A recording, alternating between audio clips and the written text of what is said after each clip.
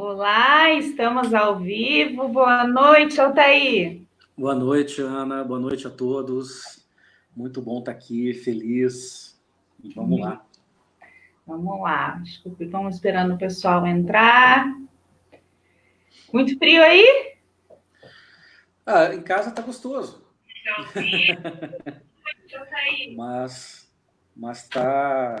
lá fora tá frio e esse choque térmico e a gente tendo que vivenciar todo esse período aí ainda de isolamento. Porque o bom do inverno em Curitiba é você andar agasalhado e viver a cidade também, né? Eu acho a cidade de Curitiba tão bonita no inverno. Ai, tem feito dias tão lindos com esse sol, mesmo com frio. Olha que eu não sou fã do frio, hein? Sou friorenta, mas os dias têm sido tão bonitos, né? Tão atraentes que a gente até supera o frio na rua. Eu já sou fã do frio. Eu gosto do frio. Eu acho que as pessoas ficam mais elegantes, ficam, né? O calor não é comigo, não. Não, eu sou da turma da praia, eu sou da turma do calor. Estamos esperando aí, Altair, as pessoas estão começando a entrar. Perfeito. Vamos falar da nossa ideia da live de hoje, né? Então, a ideia surgiu a partir da observação desse momento crítico que a gente está vivendo, né? No cenário de pandemia. E como o Altair é um especialista aí da área da ética, a gente pensou em falar um pouquinho sobre a ética nesse momento de crise, né? Então, queria te fazer uma pergunta, Altair. É possível? A gente tem aquela frase célebre conhecida, né? No amor e na guerra vale tudo. Será que na crise e na guerra vale tudo também? Como é que é? O que você acha? Nunca, né? Porque eu acho que a gente tirar o amor dessa frase, aí ela ganha sentido. Porque se fosse no amor, na crise, na guerra vale tudo, aí eu falo assim, não, no amor, quando tem amor, eu acho que vale tudo, né? E Uhum. isso, né? E não só o amor entre parceiros, né? Mas o amor fraterno, né? Que tem como essência a solidariedade. Mas quando a gente fala de crise, guerra, vale tudo, nunca, nunca, né? Acredito que nesse período de crise, nesse período de guerra, é onde a gente tem contato com duas questões que são muito importantes no ser humano, né?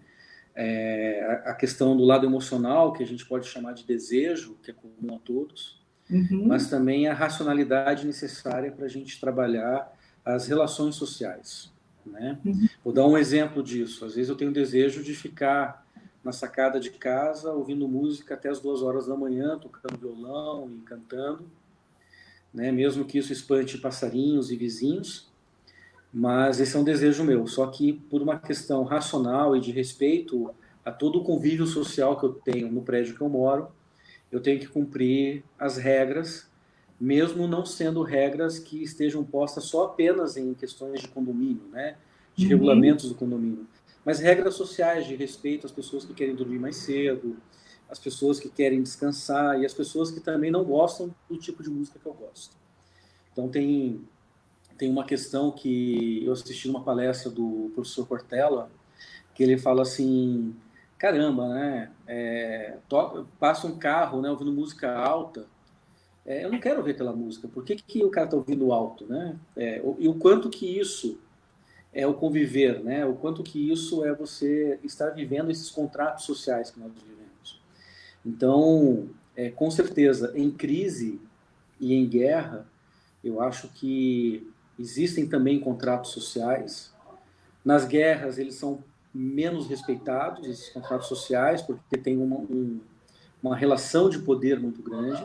Agora, em períodos críticos que a gente vive, tanto nas crises pessoais, como nas crises organizacionais, nas crises familiares, é Uhum. aí que a gente tem que trazer essa racionalidade para a gente entender até onde, quais são os limites que a gente vai estar interagindo.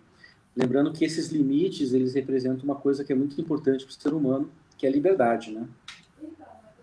Exatamente, né? E essa é inquestionável, né, Altair? Deixa eu só dar um oizinho para o pessoal. A Juliana está aqui com a gente. Oi, Ju, beijinho. A Bianca Santos também está aqui com a gente. A Ju manda coraçãozinho aí para o Altair. Gente, então, Bianca também. a Bianca também, sem dúvida, liberdade é algo que é uma busca, né? É uma busca.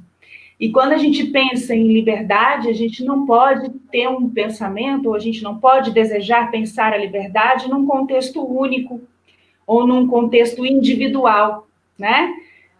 A ética passa por aí, quando você olha para o coletivo, no trato do coletivo, né? Então, aquilo que se torna fiel à liberdade tem que estar alinhado com os objetivos comuns, né? De toda uma sociedade. Então, é importante fazer essa reflexão no sentido de que, num momento de crise, né? E, aliás, acho que em todos os momentos, né, Altair? Mas o momento de crise traz para a gente aquilo que é mais difícil de lidar no ser humano, né? A crise nos coloca em contato com sentimentos, com emoções, com pensamentos, com situações que, em momentos normais da vida cotidiana, né, quando a gente não se sente tão pressionado assim, eles até não aparecem com muita força. Mas quando você está vivendo momentos críticos, e aí que não vou falar só do cenário de pandemia, na nossa vida pessoal mesmo, quando a gente vive um momento crítico, uma perda, um divórcio, enfim, qualquer coisa que nos desestabilize daquilo que a gente entende como comum e normalidade, alguns comportamentos, pensamentos e sentimentos que a gente não tem contato no dia a dia vêm à tona, né, afloram, né, nos deixam numa sensibilidade muito grande e muitas vezes trazem, essas sensações trazem, esses sentimentos trazem um comportamento e nos coloca numa situação de egoísmo, numa situação de individualismo, numa situação de farinha pouca, meu pirão primeiro, né?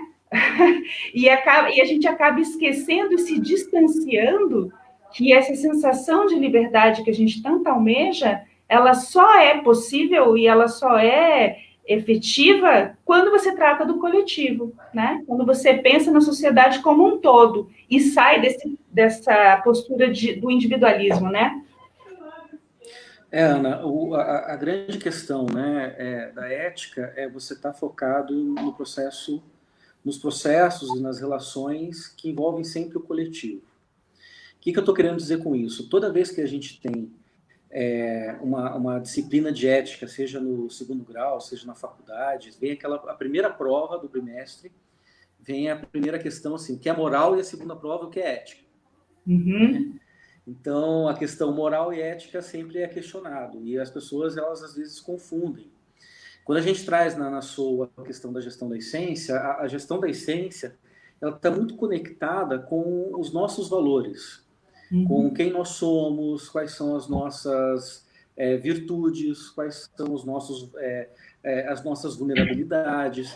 E quando eu faço essa conexão com o que nós somos, eu estou fazendo uma conexão com a questão da moral. E essa questão da moral, ela não tem só a identidade da pessoa, ela tem toda uma identidade social por trás disso. Claro. Então, uma cultura que forma a minha moral, o meu jeito de pensar. Então, se a gente pegar assim, o Brasil é um país continental, se a gente pegar várias regiões do Brasil, nós vamos ter comportamentos que nós vamos achar inadequados porque nós temos uma identidade diferente. A partir do momento que eu pego esses valores, que eu pego a minha essência e começo a colocar a favor de um coletivo, e esse favor do coletivo respeitando todos os processos normativos, os processos organizacionais dessa comunidade, aí nós estamos falando da ética. E na crise, você colocou muito bem que a gente tem a tendência de trazer o primeiro pensamento para o nosso eu, né? Para a nossa identidade, para o nosso umbigo, assim, assim, cara, e agora? Como que vai ser a minha vida? Então você tem assim, vamos lembrar, né? Quando começa um processo de isolamento por conta da pandemia, a gente começa a ter comportamentos no mercado das pessoas assim, enchendo o carrinho de papel higiênico, enchendo o carrinho de Sim. álcool em gel. Então, a tendência é você buscar esse individualismo em momentos de crise. A grande chave, e eu trabalho com gestão de crise, né, organizacional, a grande chave da gestão de crise é você entender quais são as disciplinas, quais são as pessoas que estão do seu lado para a gente resolver. Porque no mundo complexo que nós vivemos, nós não temos uma crise que a gente consegue resolver apenas com um perfil, com apenas uma virtude, com apenas uma essência. Eu preciso de outras pessoas pensando para a gente solucionar essa questão. Então você percebe hoje no Brasil que a gente tem assim a crise da saúde pública, ela tem várias interfaces, como toda crise na saúde pública. Se a gente pensar todas as doenças da saúde pública, ela tem várias interfaces. Tem uma interface social, tem uma interface econômica, tem uma interface ligada às questões demográficas, tem interface ligada a meio ambiente. Você tem várias dessas interfaces. E na pandemia que a gente tem hoje, ela no primeiro momento, ela começa a ficar separada. Cada um vai falando de uma coisa. Então, você tem política falando de política, economia falando de economia, só que não tem esse olhar do todo. E a importância da ética é essa, né? Desculpa. A importância da ética é essa, é você conseguir olhar o todo. Tem um artigo do professor José Eduardo, professor doutor José Eduardo Siqueira, que é uma pessoa que eu tenho muito respeito, e ele diz assim que nunca foi tão urgente atender o desafio de recriar uma ética que seja universal, só que essa ética universal com base na solidariedade. Uhum. Por que ele traz essa questão da solidariedade? Porque as pessoas se ajudando, as pessoas se conectando, né? Quando você estava falando, eu lembro de um vídeo que eu vi uma vez, assim, que é um desenho de várias pessoas tentando comer com colheres, assim, mas alguns não alcançam, outros alcançam, e daqui a pouco as pessoas vão juntando, assim, e eles percebem que se um colocar na boca do outro, todo mundo se alimenta. Uhum. Eu conheço esse vídeo, é e esse sensacional. é esse o conceito, né? O conceito, assim, falando de alimento, vamos falar de alimento da essência, que são os valores, alimento da capacidade reflexiva que o ser humano tem, capacidade de inovação, de criatividade, para fazer essa conexão com a questão da ética. A gente, voltando na pergunta inicial, né? Se em crise e guerra vale tudo, a gente tem que ter muito em mente, assim, que aonde que os valores são muito discutidos, né? Geralmente em crise e geralmente nas guerras. Então, a partir do momento que a gente tem valores, a gente tem ética, em guerra não coloco essa questão, porque o poder cega, mas no momento de crise, nada mais bonito do que trazer essa ética da solidariedade, né? É verdade, Altair. Agora, voltando aqui um pouquinho ao tema inicial da nossa live, que fala sobre os dilemas éticos, né? Porque a gente, às vezes, no caminhar da crise, nem percebe que está diante de alguns dilemas, né? Mas outras vezes, alguns dilemas ficam bem latentes, né? Então, por exemplo, agora nesse momento de isolamento social, né? O que a gente percebe? A ética nos força ou nos pede para entrar em processo de reflexão sempre, né? Mesmo que diante do processo de reflexão a gente não tenha uma resposta objetiva para isso, mas a reflexão nos faz mover para frente, né? Ter ideias e criar, enfim. O isolamento social versus a questão da crise econômica, ele necessariamente passa, algumas pessoas passam pela questão do dilema ético quando se pensa nesse aspecto, por exemplo, né? Muito se fala sobre isso, as pessoas se posicionam muito nas redes sociais, né? As pessoas falam isso nas suas reuniões familiares e tal, sobre o peso do que manter o isolamento social em prol de toda uma sociedade, na contenção de um vírus, de uma doença, para baixar curva, pico e etc. e tal. E muito se fala também dos problemas que são reais, das pessoas que perderam seus empregos, das pessoas que estão tendo dificuldade, passando fome. A desigualdade social tende a ser muito grande depois desse período de pandemia, né? E é para essas pessoas que a gente tem que olhar também. Então, no momento que eu faço uma escolha eu tenho a possibilidade de, sei lá, pedir um alimento pelo delivery, pedir uma comida pelo delivery. Então, a minha consciência me pede, né, para que, então, evite de sair, já que você pode evitar de sair, mas quem não pode, quem tem que ir trabalhar, né, e fica naquela angústia, e tem que pegar o ônibus, e precisa fazer, porque senão o negócio vai quebrar. Então, acho que não só nós, como parte da sociedade, né? Mas que estamos na ponta aqui embaixo, como o poder público, as pessoas que pensam e legislam sobre essas causas, todas elas estão passando por dilemas para tentar decidir e entender o que é melhor para o coletivo, né? E não a gente ficar nessa radicalidade, né? De lados, de oposição, de direita, de esquerda, eu acho isso, eu acho aquilo. A gente não pode trabalhar o aspecto de uma crise no achismo. É preciso ter consciência, é preciso olhar para as estatísticas, é preciso olhar para a ciência, né? É preciso olhar para os especialistas, a gente precisa se informar com informações fortes, coerentes, corretas, né? Para poder ter caminhos que abranjam todos os estratos da sociedade, todos os que estão envolvidos, né? O problema do isolamento e da economia não é meu e só seu, né? É para todo mundo que está envolvido nisso.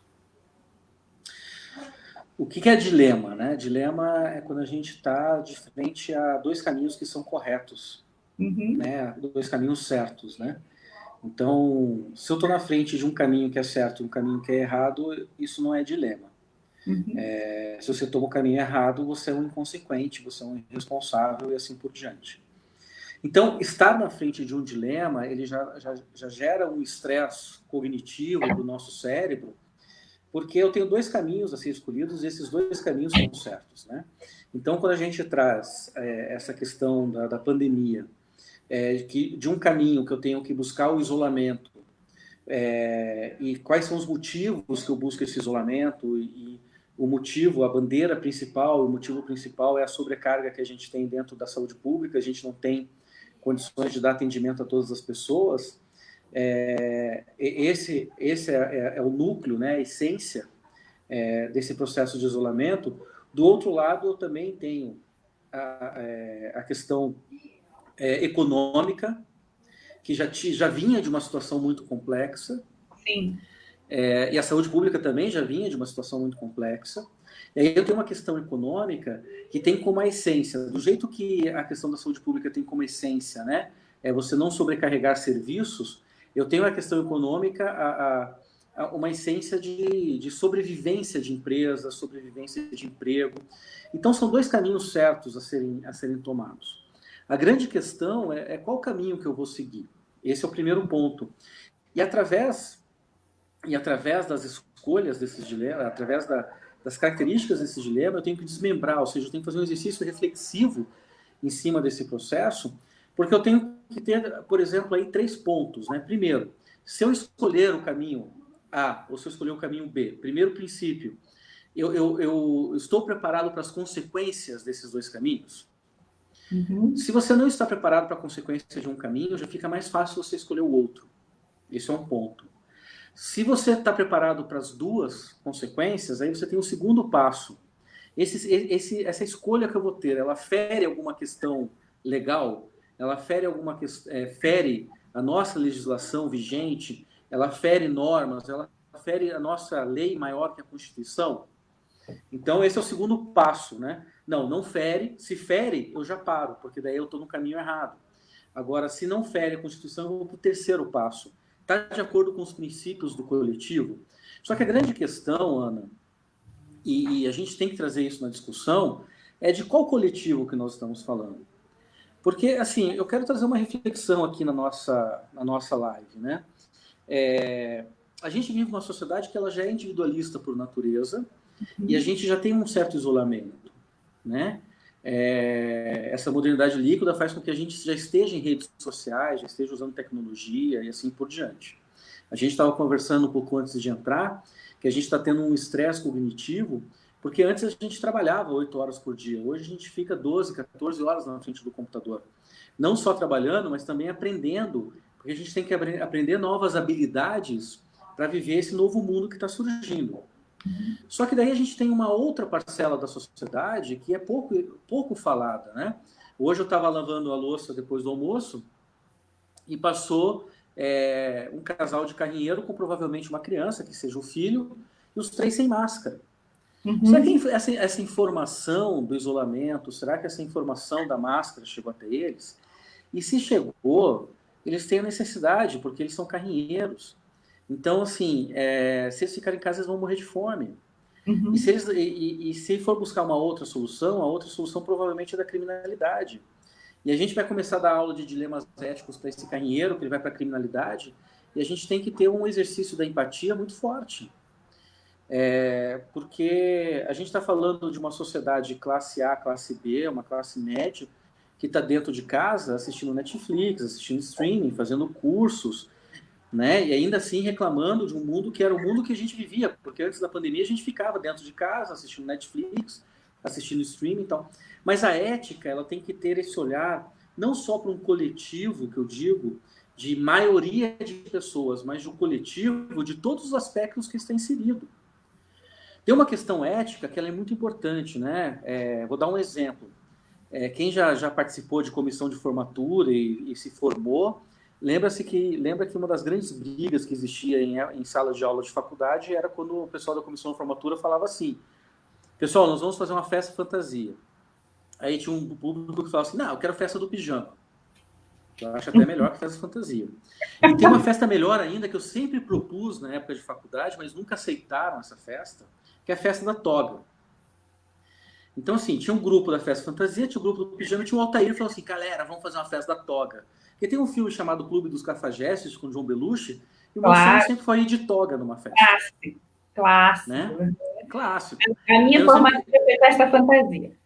Então, e aí tinha esse público, aí fazia aquela grande votação. Aí faz aquela votação e democraticamente é escolhido a maior parte dos votos. Isso não é democracia, isso é utilitarismo. Você escolher o que a maioria está querendo, isso é utilitarismo. Porque a gente pensa das festas fantasias, só que aí a gente descarta todos que pensam ao contrário. E nesse momento, a ética, ela tem que trazer um olhar não só nessa classe que está em isolamento social, assistindo Netflix, a nossa classe, sim, mas a gente também tem que pensar nas pessoas que elas não têm condições de ter essa vida que nós temos. E essa é a maioria das pessoas no Brasil. Então, a maioria das pessoas no Brasil não tem acesso à internet. A maioria das pessoas no Brasil são analfabetos tecnológicos. Eu não estou falando de pessoas pobres, eu estou falando de pessoas que convivem com a gente, que são analfabetos tecnológicos. E hoje o mundo da tecnologia, ele está cada vez mais vivo. E esse mundo cada vez mais vivo tem um dilema ético muito grande, porque a gente causa um abismo entre pessoas que saibam usar as ferramentas tecnológicas e das pessoas que não sabem usar. E as pessoas que não sabem usar, às vezes, são pares nossos, são professores, são alunos. Então, essa é uma grande questão, sabe, Ana? A ética e o dilema ético, eu tenho que pensar todas as camadas da sociedade. Eu não posso ser utilitarista pensando na opinião da maioria, ou não só na opinião da maioria, mas às vezes uma minoria que tem o poder.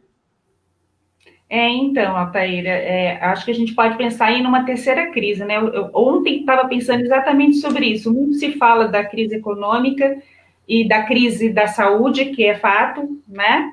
Mas a crise na educação, diante da pandemia, é algo assustador, né? O modelo de educação, as consequências, os reflexos desse ensino à distância, tanto para o estudante quanto para o docente. O docente também atravessa dificuldades nesse sentido, né?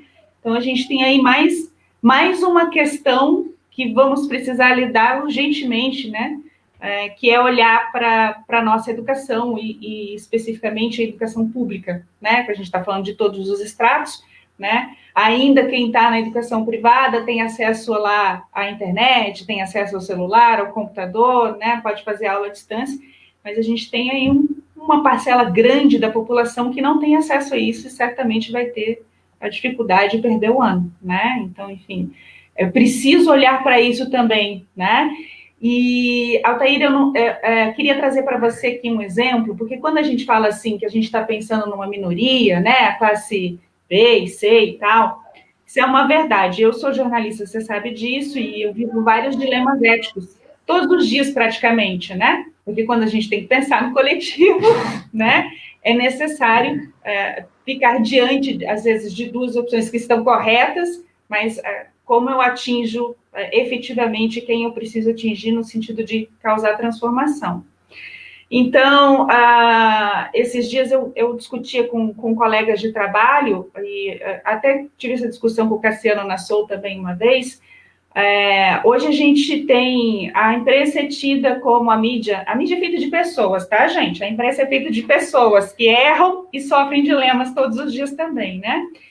A gente tem aí o clássico da mídia ser o nosso quarto poder, né? E efetivamente a força do jornalismo, a força da comunicação em termos de fiscalização, em termos de alteração da realidade da sociedade, é necessária, enfim, não dá nem para discutir isso. Então a gente tem aí nas esferas do poder, que são as pessoas pensantes, para trazer soluções para a gente em momento de crise, né? O poder executivo, o legislativo, o judiciário, o quarto poder que seria a imprensa. E eu ontem, na minha insônia, refleti sobre quem sabe temos nas redes sociais o quinto poder. E por que eu trago isso, né? Porque a Dona Maria, que está com dificuldade em casa, né? A Dona Maria que não tem acesso à internet e ao celular para fazer o cadastro dela e pedir o auxílio do governo para esse momento de crise agora, e ela também não tem emprego, ela está preocupada efetivamente com como ela vai alimentar os filhos, como ela vai se alimentar naquele dia, é fato. Enquanto nós, que estamos numa classe privilegiada, estamos nos baseando pelas trends do Twitter, né? Nossas notícias são todas baseadas pelas trends do Google, do Twitter, quer dizer, hoje o poder público, os políticos se posicionam pelas redes, né? Então, e numa velocidade muito instantânea, e a gente está falando de comunicação exponencial, quando a gente fala de comunicação digital, né? A velocidade é exponencial mesmo. A Dona Maria não sabe o que é trends, ela não sabe o que é Google, ela não sabe o que é o STF, ela não sabe o que é fake news, ela sabe que ela está com fome, né? Mas nós sabemos, Altair, nós sabemos o que é o poder público, nós sabemos como fazer a transformação a partir desses agentes, nós sabemos como nos mobilizar em prol dessas pessoas. Então, assim, fato, a maioria das pessoas no país, hoje, que sofrem com a crise, né, não tem nem tempo para ter dilema ético, elas estão com fome. Né? Nós é que somos uma parcela muito pequena que refletimos sobre isso. Está nas nossas mãos essa responsabilidade, fazer essa transformação. Você como professor, eu como jornalista, nós do Grupo da Soul, trazendo discussões, trazendo mentorias, trazendo treinamentos, né? Trazendo soluções, propondo soluções. Então, é sim um dilema ético para a gente, nesse sentido, né? Como eu vou contribuir para o coletivo que é maior do que eu posso imaginar, mas que está distante da minha realidade, né? Como fazer isso? Ana, quando o coletivo reconhece a nossa importância dentro desse próprio coletivo, é o que a gente chama de lucro. Porque a partir do momento que eu sou reconhecido como uma pessoa que ajuda a sociedade, eu vou ter tanto um lucro financeiro como um lucro fraterno. Vamos colocar assim, um lucro espiritual e assim por diante. Espiritual que eu trago não numa questão da religião ou espiritismo, mas espiritual daquela questão da transcendência do ser. E a transcendência do ser é você conseguir ajudar pessoas. Ajudar pessoas, às vezes, com uma palavra, com carinho, às vezes com um olhar. Então, cabe a nós que estamos numa posição mais privilegiada, a gente não buscar só o reconhecimento dos nossos pares, mas também ajudar essas pessoas a terem uma consciência social, né, que é muito importante. Eu moro num edifício que a nossa zeladora, ela vive num processo de vulnerabilidade, mora numa área muito carente, e numa área e com muitos filhos. Então, nós aqui do prédio, geralmente tem campanhas para ajudar, né, quando ela está em dificuldade. Então, ela teve os filhos doentes no início da pandemia, nós ajudamos, cada um ajudou do jeito que poderia, da forma financeira, para ela poder comprar remédio, comprar cesta básica. Já separamos aqui em casa roupas para as filhas, a Márcia para as filhas dela, separou roupas que a Márcia, né, pensou em doar para ela. E esses dias veio uma discussão no prédio, alguns moradores ajudaram, que ela não tinha armário. Ela falou assim, eu perdi meu armário, não tenho armário para colocar as coisas. E o pessoal do prédio começou a fazer uma campanha para ajudar ela a ter um armário. E eu acho isso fantástico, só que eu fico pensando também, né? Eu não ajudei, eu não tive condições de ajudar, porque eu acho que o trabalho voluntário tem que ser estratégico, mais estratégico que o trabalho normal, porque agora, assim, eu caí uma ficha assim, cara, será que toda vez que ela tem uma necessidade, ela sabe o canal de falar, ela sabe qual que é a vizinha que ela sensibiliza, ela fala, eu não tenho isso em casa. Aí essa vizinha se sente sensibilizada, passa para o grupo do prédio falando assim, nossa, e ela é uma pessoa muito querida, né?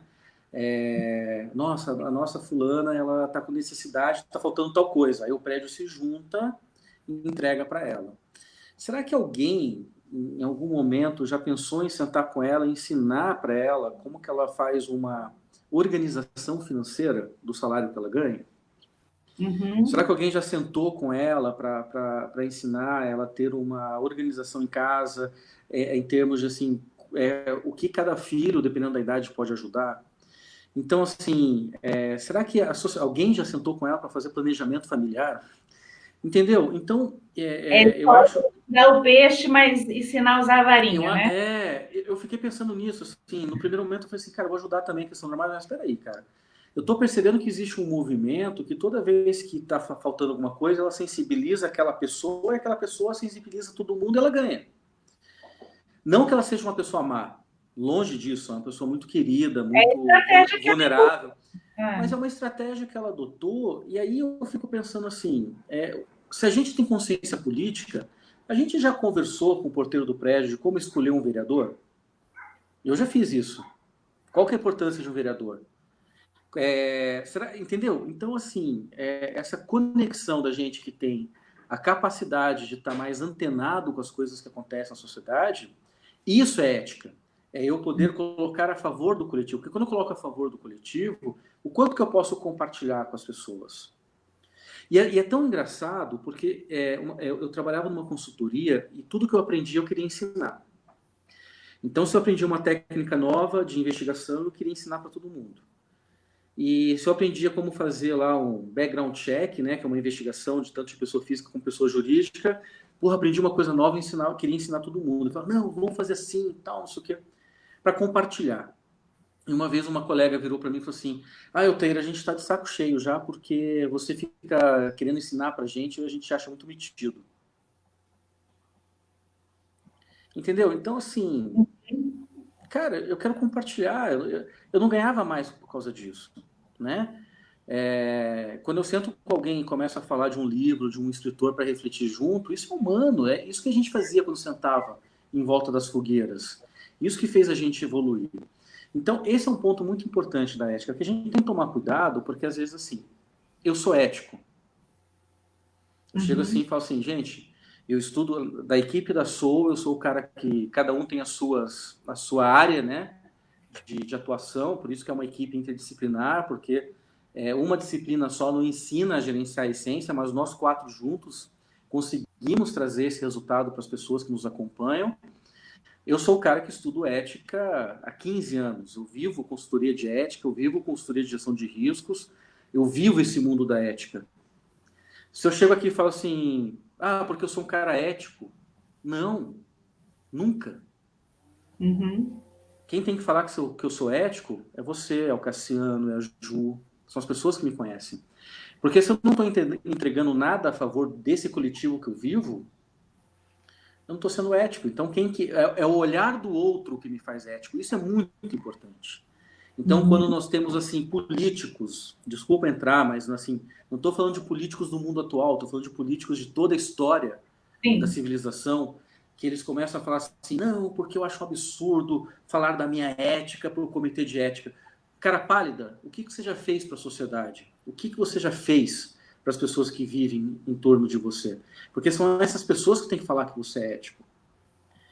né? Então, assim, eu vou defender a minha ética. Não, meu amigo, quem defende você não defende a tua ética, você pode defender os seus valores e os seus interesses. A ética é o olhar do outro. O Isso grupo, né? dentro das organizações é muito importante. Eu fui muito impactado, desculpa estar falando muito, mas Pode falar. vocês me conhecem, sabem que eu sou apaixonado por esse assunto. Eu sou realmente é a minha é o meu amor, não é paixão, é um amor que eu tenho pelo assunto. Mas uma vez eu estava com uma aula com o professor Mário Sanches, professor Dr. Mário Sanches, que é um grande nome da bioética da América Latina. E o professor Mário Sanches, assim, falando da questão do código de conduta, que o código de conduta é uma norma, é uma regra, que às vezes as pessoas assinam e colocam numa gaveta. E eu levantei a mão e falei assim: professor, mas o código de conduta, ele não ajuda a nos direcionar, não faz com que a gente tenha uma organização maior. E ele falou uma coisa para mim que me impactou muito. Ele falou assim: código de conduta não garante a liberdade. É um documento de controle. E cada sociedade tem o seu. E aí, eu acho que a essência, já que a gente fala de gestão da essência, sou a alma que alimenta a liberdade, ela é uma alma que não é quando os meus valores atingem de forma evoluída e positiva o outro. Tenha certeza que eu aprendi muita coisa com zeladoras e porteiros e faxineiras que passaram na minha vida, desde a saúde pública, da prefeitura, até nas instituições que eu trabalhei. Essas pessoas me ensinaram muito, muito mais sobre humanidade do que os diretores, os presidentes, de algumas instituições que eu tive contato, porque era real, esse valor era real, né? Uma pessoa que vai para a criminalidade porque tem que colocar comida na mesa, e eu não estou justificando ir para a criminalidade usando isso como desculpa, mas é quando a pessoa não tem mais opção e vê uma criança com fome, e é seu filho que está com fome, isso é um dilema. Isso é um dilema, porque é certo alimentar a criança, mas é certo também não roubar. Então, assim, a pergunta que eu sempre fiz para meus alunos na aula de ética: você roubaria uma maçã? Todo mundo fala não. Ah, mas se é teu filho que está morrendo de fome. Alguns falam sim, e alguns falam não. Aí eu falo assim, você não pode falar porque você não está vivendo a situação. Então, assim, quando a gente discute o aborto, quem sou eu para falar de aborto se eu nunca fiz um? Quando a gente fala de cotas, quem sou eu para falar de cotas se eu nunca precisei? Então, a empatia nesse momento com o outro, ela nada mais é do que a conexão de essências, conexão de humanos. E a ética é a prática dessa conexão de essência e conexão de humanos. E a gente tem que ter a humildade necessária para entender que eu só vou conseguir ser empático e fazer essa conexão a partir do momento que eu entenda, tenha a capacidade de entender o outro, a capacidade de sentir o outro, capacidade de perceber do outro o que ele quer de mim. E o que eu enxergo no outro, o que eu sou. Então, isso é muito importante, porque daí a gente consegue entender todas as camadas da sociedade. Infelizmente, esse é um exercício que todos deveriam fazer, porque com tanto recurso que a gente tem, ter pessoas que morrem porque não tem água, ter pessoas que morrem porque não tem comida, ter pessoas que morrem porque não tem leito de hospital, no século XXI, com toda a evolução tecnológica que nós temos, isso é uma das grandes tristezas que, se eu ganhasse na Mega Sena, tenha certeza, eu tentaria ajudar o máximo possível essas pessoas, de uma forma ou de outra, para eu ter menos dor. Então. E a partir do momento que a gente olha para isso e faz a reflexão de como eu posso colaborar, né? Toda vez que você toma uma decisão, que essa decisão impacta, é ter consciência que a sua decisão impacta na vida do outro, seja ela qual for, né? Você falou agora há pouco de bioética, então, voltando ao dilema de ficar em casa, não ficar em casa, precisar sair, não precisar sair, quando não precisa, a gente tem aí uma perspectiva de mais algum tempo de pandemia e, infelizmente, uma perspectiva de um possível colapso no sistema de saúde pública mesmo, né? Se não houver um cuidado, né? Se eu não tomar cuidado da minha atitude e ajudar na proliferação do vírus, por exemplo, eu vou ajudar a impactar o sistema público, vou ajudar a trazer um dilema ético para os meus colegas da área de saúde, por exemplo. Se eu loto os hospitais de pessoas doentes, quais são os dilemas que eu vou ter ali? Quem eu vou tratar, quem eu vou dar prioridade, quem nesse momento precisa de uma atenção maior. Não que o pessoal da saúde já não viva essas questões todas, mas agora de uma maneira multiplicada, né? De uma maneira absurda. De um dia para o outro, o número de casos aumenta, o número de mortes aumenta, né? Então, imagino que o pessoal da saúde esteja vivendo muito na crise, dilemas éticos, né? Só um pouquinho, Ataíra, antes de você me dar um feedback, só para ler aqui, a Bianca deu boa noite, a Mariana também está dando boa noite aqui, a Leia te mandou um coraçãozinho, né? A Bianca está dizendo que está adorando as reflexões, que bom. É um tema difícil, não é um tema simples, a gente já está cheia de questões difíceis na vida, né? Para lidar no nosso dia a dia, mas é importante fazer reflexão de coisas profundas também é importante. Viver é angustiante. Essa é uma das grandes máximas da filosofia. Quando a gente divide essa angústia, fica mais fácil viver, né?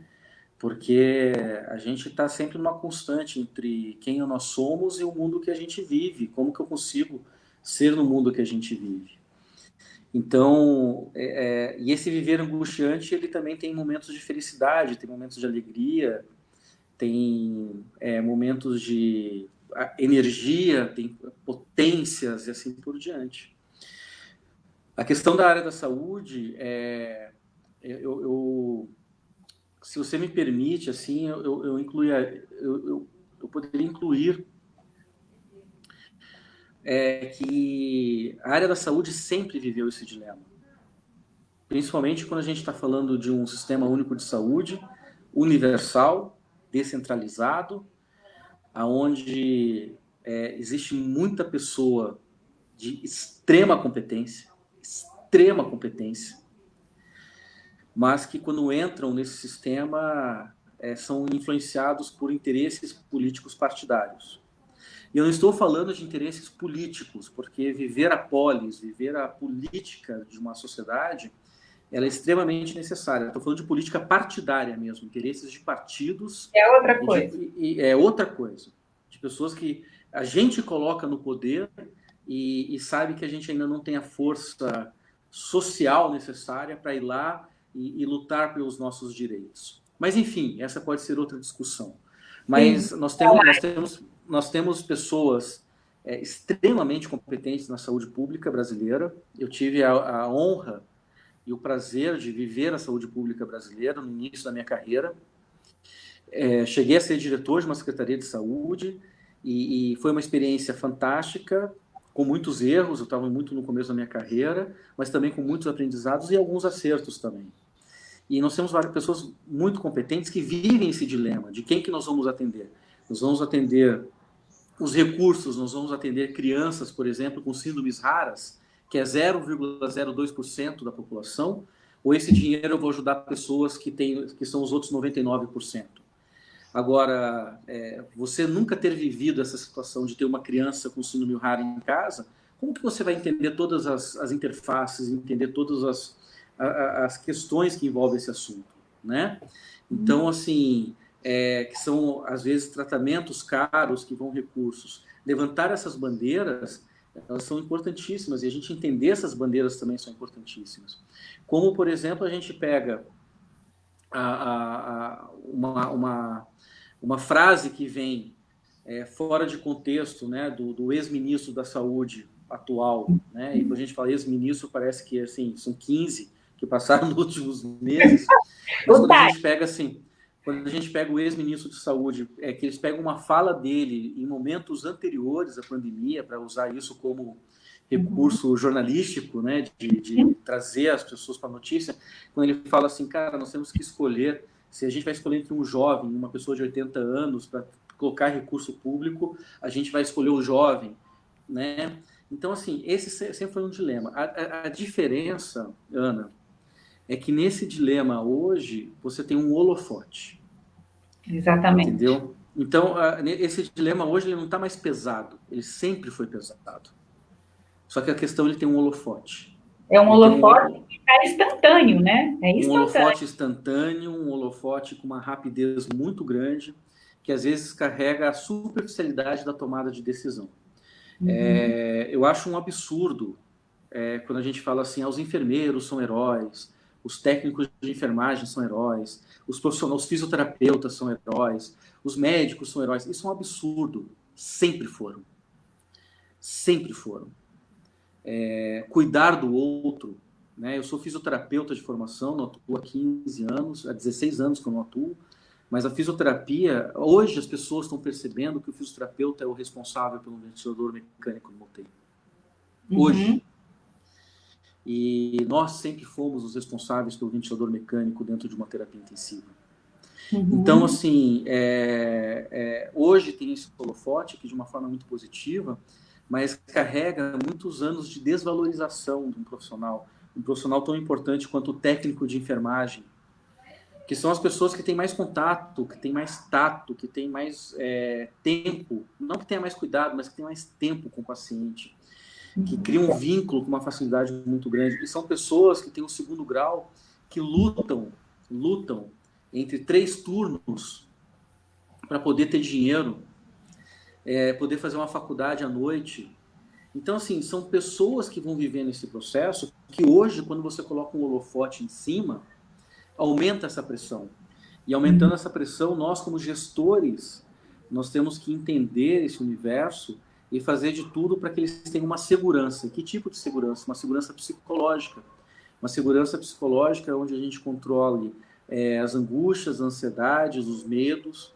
Muitos profissionais estão atuando e com medo de voltar para casa para não passar o vírus para as pessoas. Então, todo esse contexto de entender esse universo faz parte dessa grande matéria da ética, da responsabilidade que nós, seres humanos, temos com o coletivo. Eu acho que quando o Hans Jonas traz o princípio responsabilidade, o quanto eu, indivíduo, sou responsável, né? Você sabe que o Hans Jonas ele tem um livro chamado, agora eu não lembro muito bem o nome do livro, é o Conceito de Deus pós-Auschwitz. Uhum. Então, ele, como um judeu, ele pergunta assim, onde Deus estava em Auschwitz? E aí ele traz assim que Deus, depois do momento que ele criou o universo, que ele criou o homem, que foi todo aquele processo de criação, ele perde a energia, ele fica impotente e ele entrega para o homem a potência de continuar a obra dele. Olha que lindo isso. Olha que lindo isso. Ele coloca que Deus, onde Deus estava em Auschwitz, onde Deus está na pandemia. Deus está em cada um de nós, porque quando ele terminou de nos fazer, ele entrega para a gente a potência de continuar a obra dele. Isso é demais, isso é lindo. Isso é lindo. Então nós temos a responsabilidade de continuar essa obra divina, seja ele o Deus que você acredita, e mesmo se você não acredita em Deus, você tem uma potência biológica e uma potência como ser de estar sempre olhando para o próximo, de uma verdadeira irmandade. Porque se a gente não faz isso, aí vira, eu vou usar um termo do professor Gelson Oliveira, vira uma pornografia. E se me permitem, até estou com um livro aqui, que é um livro que me impactou bastante, é um livro que do professor Gelson Oliveira, da Nathalie Flogneau e do professor Thiago Vasconcelos, que até fico muito feliz, que é professor dos meus filhos, no Stella Maris, de filosofia. Ele coloca assim, obscena, ele coloca uma frase do Herbert Marcuse. Obscena não é a gravura de uma mulher nua que expõe os pelos do pubis, mas a de um general completamente vestido que exibe as suas medalhas de recompensa numa guerra de agressão. É isso que a gente tem que pensar na ética, sabe? A gente pensar que a pornografia é o que tem caráter de exploração, o que é indecente, o que age à margem da moral, o que pratica devassidão, que é promíscua, mas também incontinente, descontrolada, excessiva e, por isso mesmo, exploratória e destrutiva. A ética tem que trazer o amor, a fraternidade e combater essa pornografia, seja ela aonde for, na minha casa, na sua casa, no nosso prédio, no nosso bairro, na nossa cidade, no nosso estado, no nosso país, no nosso universo. Que é apenas uma bolinha azul, como diz o Carl Sagan, entre várias bolinhas azuis perdidas em todo um sistema, que é apenas um sistema perdido em todo o universo. Se essa bolinha azul chamada Terra é tão pequena, imagine o que nós somos. Nós somos um grão de areia. E grão de areia não vira areia se não estiver junto, se não estiver em conjunto. É como um arroz na panela. Um grão de arroz sozinho não mata a tua fome. Mas se você colocar uma xícara, vai alimentar 3, 4 pessoas. Aí eu vi que a quarentena foi produtiva, que você aprendeu até a fazer o arroz. Ó, já uso a medida Nossa, do eu fiz carne moída hoje e fiz sopa com a carne moída que sobrou. Assim, eu tô um gourmet. Eu tô querendo me colocar no MasterChef. Ai, tá vendo? Olha, por mais que a gente tenha trazido aqui assuntos densos, pesados, realmente falar de filosofia, falar de ética, né? Falar de crise, é difícil, ainda mais para a gente que está nesse processo de esgotamento mesmo, como a gente veio conversando antes da live. Mas eu queria, Mas é então. gostoso, não é? Não é gostoso, não é? Cara, Eu fui suspeita, né? é muito bom. Eu queria trazer aqui uma sugestão na live da Ju, eu trouxe vários livros, né, para sugerir, mas para esse nosso tema, eu juro que eu fiquei batendo na minha cabeça que eu não fosse buscar na minha estante nada técnico, nada acadêmico, eu quis trazer da literatura, do romance. Existe esse livro aqui do Ian McEwan, que chama-se, bem sugestivo para a nossa época, Enclausurado. E é o seguinte, eu não sei se você conhece o livro, Altair, Não conheço. então, tem muito a ver com o que a gente está falando. Esse livro. Fiquei sabendo que você vai me emprestar depois, né? Claro, já vou deixar aqui para quando você vier gravar na segunda-feira, eu vou deixar aqui na Soul para você levar. A narrativa, a construção dos personagens é algo assustador, de tão gostoso de ler, sabe? A forma como o autor vai contando a história. Mas o enredo, sem dar spoiler nem para você, nem para quem vai ter interesse depois de ler, a história é a visão de vida de um bebê que está no útero da mãe, e a partir de todo o processo da gestação, a partir das vivências boas e ruins da mãe, as vivências boas e ruins do pai, e todo o enredo, toda a trama que acontece nessa família que é disfuncional, o bebê entra no dilema, nasço ou não nasço? Então ele passa... Uau! É profundo, e tem horas que você torce para ele não nascer. Ele tem tantos argumentos de um mundo que ele idealiza através da lente da mãe, do pai, dos personagens no livro, que ele te convence que ele não deve nascer. Aí daqui a pouco ele vira toda a narrativa, não, é importante que eu nasça. Então, aquele, de uma maneira divertida, leve, a literatura, é romance, não é nada acadêmico. Esse escritor é sensacional, a maneira como ele escreve é muito legal. Ele está diante de... O bebê narra ali, já tá, nem nasceu, e ele já está no dilema ético, né? Nasce ou não nasce. Mas aí, nesse caso, ele traz duas opções durante todo o livro, né? As duas estão certas, e tem horas que você torce para que ele não nasça. Eu vou deixar para você de sugestão, e para quem mais... Nossa, fantástico. Diferente. Eu comecei a mexer no computador aqui, porque essa história me lembra... É que eu quero trazer o nome do autor certinho.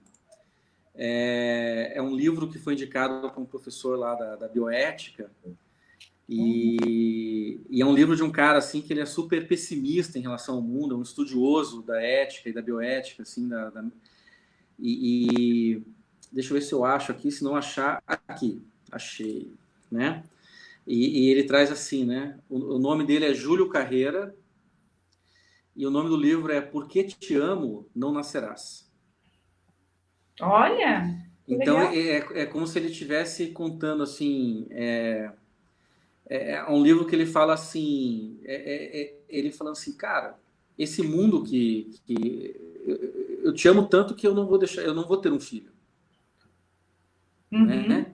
Então, porque esse mundo é um mundo muito complexo, é um mundo pessimista. Então, é um olhar pessimista dentro desse processo, mas o nome do livro me chama muita atenção, Porque eu te amo, não nascerás. Forte, né? Profundo. Forte. Mas eu ainda continuo, apesar de aprofundar muito nessa época de quarentena aqui em alguns estudos, ainda continuo com a simplicidade e a maestria de Ariano Suassuna, né, que diz que todo otimista, todo pessimista é chato, todo otimista é tolo. Eu prefiro ser um realista, como que é? Um realista... Esperançoso? Esperançoso. Isso aí. Muito bem. Eu não sei se você quer dar alguma última contribuição, a gente já está no finzinho aqui da nossa live, Altair. E eu trouxe esse livro, você tem algum para sugerir para a turma aí? Assim, o professor Gelson Oliveira, o professor Tiago Vasconcelos são professores, o professor Gelson, eu não sei se ele, deixa eu até dar uma lida aqui, é o atual coordenador do programa de pós-graduação em filosofia da PUC, Paraná. A professora Nathalie Frognier é da Bélgica, o Tiago Vasconcelos é um dos grandes nomes da nova filosofia, um rapaz fantástico, já tive a oportunidade de assisti-lo. Eles escreveram um livro agora falando sobre essa questão da nossa responsabilidade com a Terra, se chama Terra Nenhuma. Puxa, que legal! Ouvi dizer que você vai deixar para emprestado também, né? Eu estou finalizando aqui, vou deixar aí na sua com certeza. Ecopornografia e responsabilidade, o papel nosso da responsabilidade. E o Gelson traz muito essa questão da pornografia, né? Que me faz muito sentido, né? Esse contexto da pornografia, né? Mas eu queria... eu não sei se as pessoas que acompanham, mas o pessoal da Soul sabe, né? Há uns 3 meses atrás eu comecei um tratamento para depressão e foi muito bom começar esse tratamento e cuidar um pouco de mim, que parece que as coisas vão voltando ao normal. Eu sempre gostei de terminar as minhas aulas ou com uma música, ou com uma mensagem, uma poesia. E uma live, eu fiz 2 lives essa semana e terminei sempre com poesia. Eu gostaria de terminar não com uma poesia, mas um texto que eu acho que faz muito sentido para esse momento, e é um texto que me emociona muito porque eu não sou um cara religioso, mas eu não sou ateu, mas eu não tenho religião. Eu bebo de todas, sem exceção. Eu gosto de todas, já fui em vários cultos de todas as religiões, sempre gostei da energia que as religiões, quando são coerentes e acertadas, seguidas por pessoas do bem, né, não interesseiras, elas interesseiras em qualquer área, né? E aí teve um Natal e a minha avó muito religiosa, minha avó ela tanto católica como evangélica, misturava um pouquinho as duas correntes, e a minha avó ela sempre pedia para eu fazer uma oração. E lendo a Folha de São Paulo, esse texto estava escrito lá na Folha de São Paulo. Eu li esse texto no Natal. E me emocionou muito, como emocionou muito a minha avó. Então, é um texto da Monja Coen. Vai lá, vamos lá.